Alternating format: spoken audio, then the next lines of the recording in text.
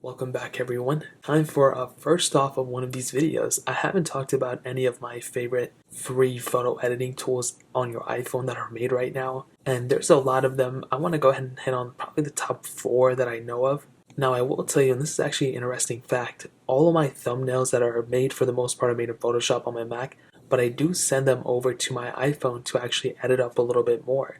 And this might come off as a shock to you, but I don't use any like paid tools on my iPhone when I do go and actually, edit the photos. And on top of that, I don't even download any tools. I personally feel like one of the best photo editing tools out there are the built-in tools within the Photos app. Now, obviously, there's really not too much you can do with it, but in terms of just getting the color right and everything, I feel like my favorite one to use is the stock Photos app. So in order to get there, all you have to do, without even having to download anything, is to click on the Photos app, which is right here, and find the picture that you want. Okay, so for example, we're just going to use this one.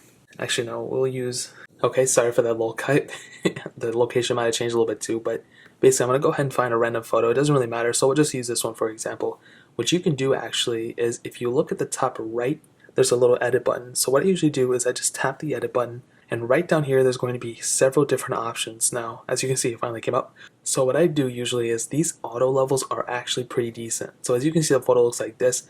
Usually what I do is I just hit the auto, and it usually changes up a little bit. And what's really cool is if you tap auto, you can actually click the photo to go back to the original. It says original right there. I think you can hold it down and it'll say something, I don't know. But usually what I do is if the auto doesn't look good, there's a lot of different options that you can move on first of all. So you can mess with the exposure, the brilliance, the highlights, contrast, brightness. This is one thing that I always use. So I always like making my photos look a little bit brighter. But another thing I like doing is changing the black point. So it makes the photo look a little bit sharper if you turn this up, and a little bit less sharp as you can see, so the shadows kind of go away a little bit.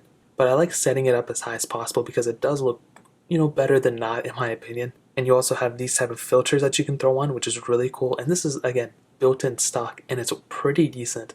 I've had a lot of phones in the past, mostly Android phones and even older iOS versions, that probably didn't have this capability or had a really weird version of this that maybe did, that made me download another app.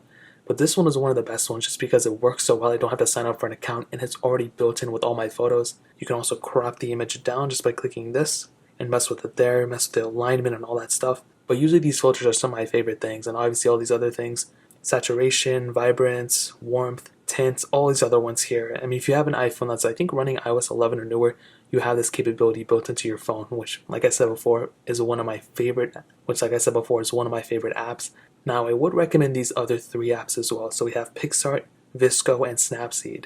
Now they all have their cool little, differences as well. I will say Pixart is probably the #1 photo app right now in my opinion because of all these different like TikTok filters and all that stuff. But on top of that, when you click on Pixart and you sign up for an account, I think you log in or whatever, there are so many different capabilities you have within the specific app. And in a way, it's almost like some sort of social media, but it's not really.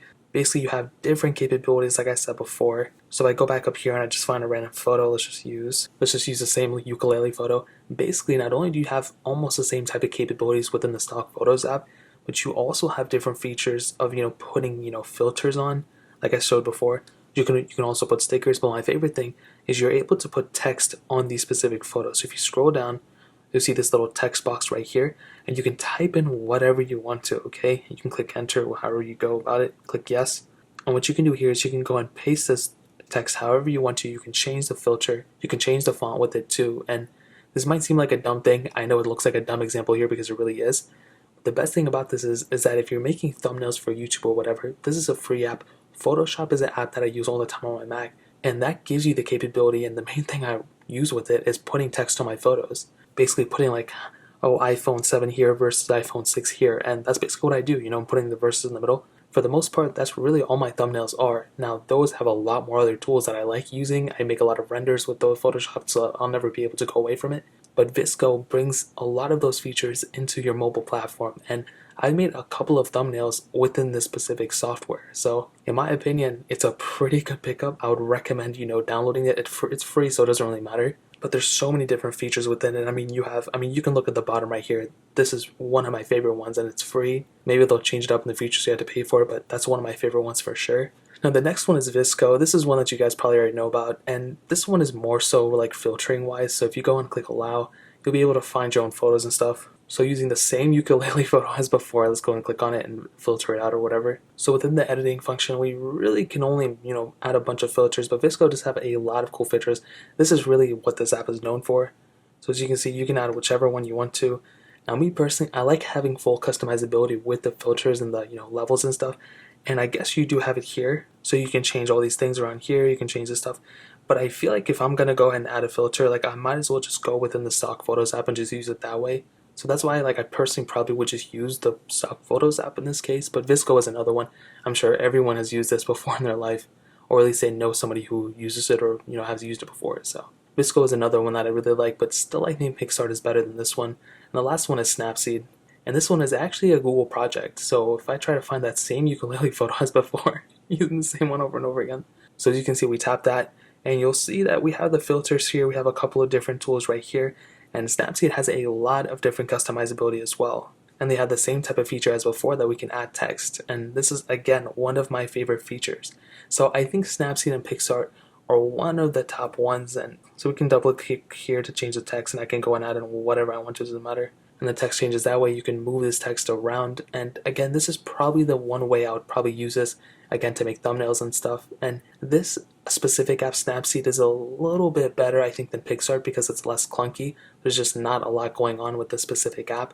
With Pixart, if you guys remember, there's just a lot going on with not only what's going on here, but even with the main page. I mean, there's like a whole nother social media out here. So those are some of my favorite apps or free photo editing apps within, iOS, and ones you can download for free.